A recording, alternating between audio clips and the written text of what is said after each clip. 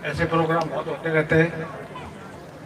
वहाँ एक डॉक्टर अम्बेडकर भवन बनाया हुआ सेक्टर 12 में, सेक्टर 15 में गुरु रविदास जी महाराज का और मंदिर बनाया हुआ है।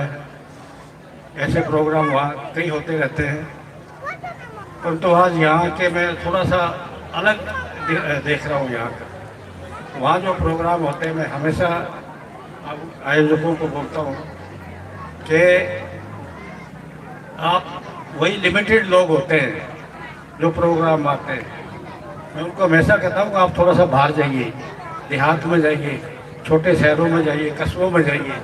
वहाँ जा कर के बाबा साहब की जो मिशन है उसके बारे में लोगों को अवेयर कीजिए।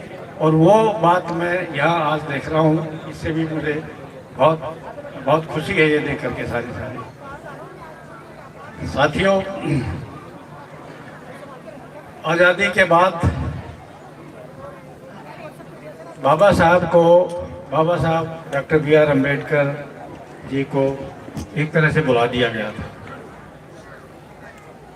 उनसे वैसे भी उस समय के जो बड़े बड़े नेता थे, वो सभी नेता हायर कास्ट के लोग थे और बाबा साहब को ज़्यादा तवज्जो नहीं देते थे कभी भी।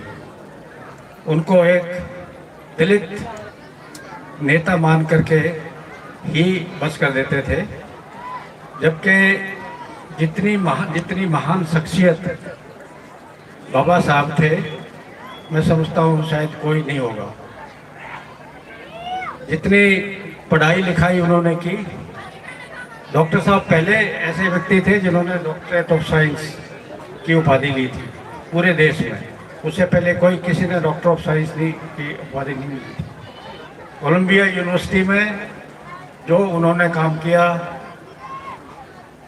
आज उसके बाद आपको पता होगा कोलंबिया यूनिवर्सिटी ने एक सर्वे कराया था कि पिछले 300 साल में कौन व्यक्ति सबसे महान इस यूनिवर्सिटी से निकले हैं, और उनमें बाबा साहब का पहला नाम था।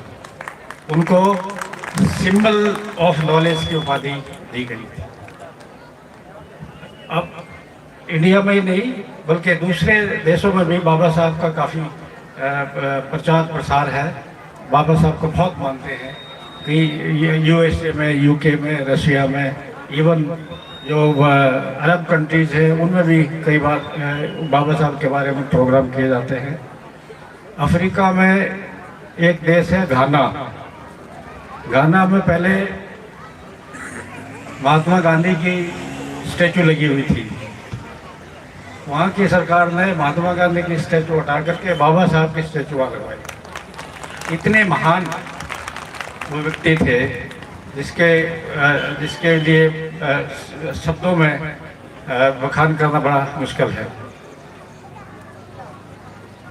बाबा साहब की महानता इस बात से भी थी कि जब आज़ादी के बाद संविधान सभा बनी, 1940 में संविधान सभा का गठन किया गया था, और बाबा साहब को उस संविधान सभा में जगह नहीं मिली थी, क्योंकि संविधान सभा में वही जा सकते थे जो प्रोविंशियल काउंसिल से इलेक्ट हुए थे, इलेक्टेड मेंबर थे, वही जा सकते थे।